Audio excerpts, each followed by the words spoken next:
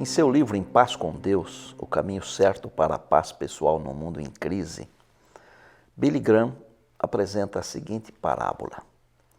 Imagine que eu estivesse caminhando por uma estrada e me deparasse com um formigueiro que havia sido destruído por uma chuva recente.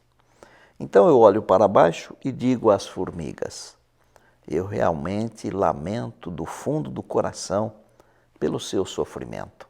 A sua casa está destruída e tudo está confuso. Gostaria de poder dizer que estou preocupado, que me importo com vocês e que gostaria de ajudá-las. Você pode pensar, isso é um absurdo, isso é impossível. As formigas não entendem a sua língua. Então Billy Graham continua. É isso mesmo. Como seria maravilhoso se eu pudesse me transformar em formiga por alguns momentos e em sua própria língua falar do meu interesse por elas. Em realidade, foi isso que Jesus fez. Ele se tornou como um de nós. Ele veio ao mundo para revelar Deus aos homens. Foi ele quem nos falou que Deus nos ama e está interessado em nossas vidas. Foi ele quem nos falou da misericórdia, da paciência, da graça divina. Foi ele quem prometeu a vida eterna. Deus concentrou-se a si mesmo numa forma que os seres humanos pudessem entender, ou seja, tornando-se um outro ser humano. O apóstolo João escreveu: no princípio era o Verbo, e o Verbo estava com Deus, e o Verbo era Deus. Todas as coisas foram feitas por intermédio dele, e sem ele nada do que foi feito se fez. E o Verbo se fez carne e habitou entre nós, cheio de graça e de verdade. E vimos a sua glória, glória como do unigênito do Pai. João 1, 1 a 3 e depois 14. Esses primeiros versos do Evangelho segundo João estão entre os mais belos e profundos textos de toda a Bíblia, porque além de revelar o amor de Deus de forma singular, o prólogo do Evangelho de João atesta sobre a pré-existência de Cristo, como também a sua divindade. O Novo Testamento, tanto de forma explícita quanto por inferência, nos diz que Jesus, o Filho de Deus, existia antes de haver ele nascido em Belém e descido do céu, onde por toda a eternidade partilhara da glória do Pai. Esse ensino é fundamental na compreensão da pessoa e obra de Jesus Cristo.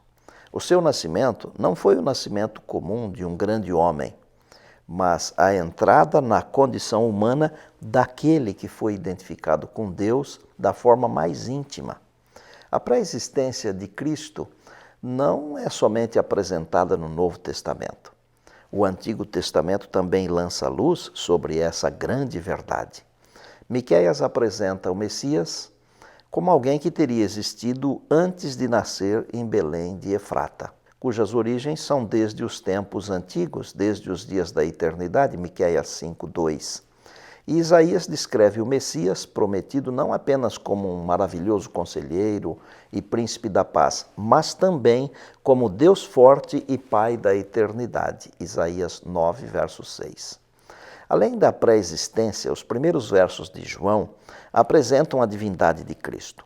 Tal ensinamento não se limita apenas a João, mas é a mensagem do Novo Testamento. O apóstolo Paulo escreveu: pois em Cristo habita corporalmente toda a plenitude da divindade, Colossenses 2:9. Cristo não é um Deus de segunda categoria ou um inferior em essência comparado com outras pessoas da divindade. Em Jesus habita corporalmente toda a plenitude da divindade, como acabamos de ler. O teólogo A.J.F. Behrens afirmou: Jesus Cristo é Deus na forma de homem, tão completamente Deus como se não fosse homem, e tão completamente homem como se não fosse Deus. Embora o homem Jesus, durante a sua existência aqui na Terra, não expressasse a eternidade e onipresença de Deus, lembrando que não havia nem tempo e espaço para isso, ele poderia manifestar visivelmente a natureza de Deus. Jesus tornou-se humano para que os seres humanos pudessem ter uma ideia do Deus infinito e para que a humanidade fosse salva por ele. Donald English escreveu: Jesus tornou-se tão parecido conosco quanto Deus o pode ser. Ele se tornou como nós para nos dizer que nos ama e para nos ajudar, nos salvar da condição de pecado. Você já aceitou esse amor, essa salvação? Aceite hoje a Cristo, aceite Jesus e experimente a transformação que só Ele pode operar. Oremos juntos. Deus eterno, somos gratos por seu amor incondicional com cada um de nós. Esse amor levou o Eterno a se fazer como um de nós, para que pudesse se comunicar conosco e nos salvar. Compreendemos e aceitamos esse sacrifício ao entregarmos nesse momento a nossa vida a Cristo Jesus. É no nome dele que nós oramos. Amém. E não se esqueça que a nossa vida se torna cada vez mais deslumbrante e bela à medida que Jesus entra em nosso ser e nos tornamos um com ele. Bem, até a semana que vem. E lembre-se, nada na vida é mais importante do que estar na presença de Deus.